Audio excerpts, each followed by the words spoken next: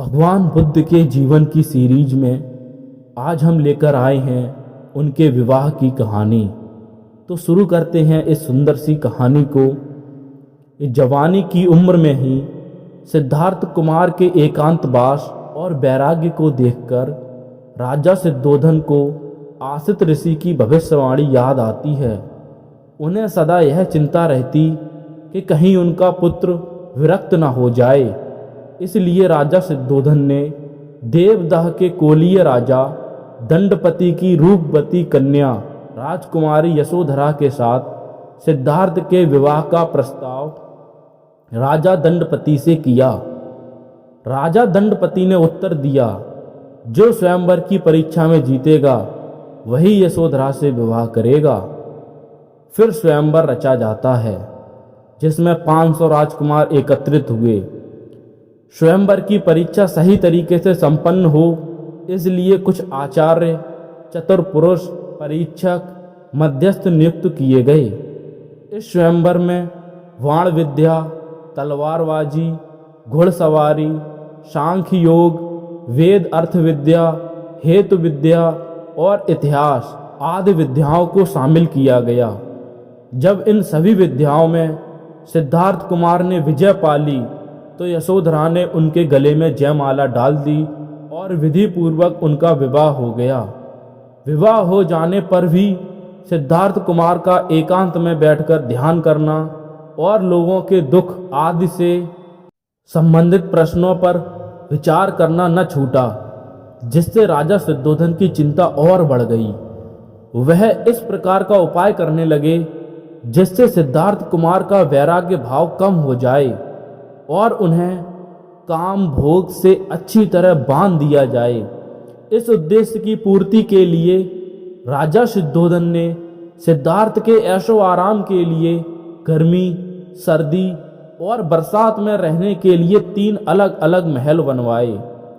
राजा ने इन महलों को भोग विलास के हर तरीके के साधनों से सुसज्जित किया। इन महलों में राजकुमार की परिचर्या के लिए सुंदर स्त्रियों को नियुक्त किया गया जो नृत्य, गायन आदि हर प्रकार की कलाओं में प्रवीण थीं। इन स्त्रियों के शरीर भांति भांति की सुगंधों से सुवासित और अनुपम सुंदर वस्त्रों और आभूषणों से सुभूषित रहते थे। अपनी ओर से राजा ने इस बात का पूर्ण प्रयत्न किया कि राजकुमार का चित्त सदैव विलासता में जीवन में ही रमा रहे, वैराग्य की ओर न जाने पाए। लेकिन ये सुंदर स्त्रियां भी राजकुमार को अपने बस में ना ला सकीं और उनका विरक्त भाव और चिंतनशीलता दूर नहीं हुई। वह जब किसी बूढ़े, बीमार और मृत व्यक्ति को देखते तो वह यह सोचने लगते कि लोग जीवन में होने वाली इन वास्तविक बातों को भूल बैठे हैं। यदि लोग इन बातों को याद रखें और इनसे कुछ शिक्षा लें तो वह बुरे काम करने से बच सकते हैं। यह लोग आपस में आपसी बैर, विरोध, अन्याय, धोखेबाजी, जात पात, ऊंच नीच की दुर्भावना, जाति तथा वंश का मिथ्या अभिमान और अति तृष्णा आदि विषयों पर विचार करते रहते थे। उन्हें यह अच्छा नहीं लगता था कि मानव मानव का शोषण करे। उन्हें यह देखकर दुख होता कि मजदूर मेहनत करे और मालिक उसकी मजदूरी पर मौज उड़ाए। उनका मन जब लोगों से उपरोक्त विकारों को देखता तो उन्हें बड़ी ठेस लगती कि ऐसा क्यों है, और वह सोचते कि इन बुराइयों और मानसिक दुखों से पीड़ित लोगों को मुक्त करने के लिए कोई न कोई उपाय अवश्य ढूंढना चाहिए। हर समय वह इन्हीं दुखों का निवारण करने वाले साधनों की खोज में मग्न रहते। दोस्तों, यह थी भगवान बुद्ध के विवाह की कहानी और उनके कुछ अनमोल विचार।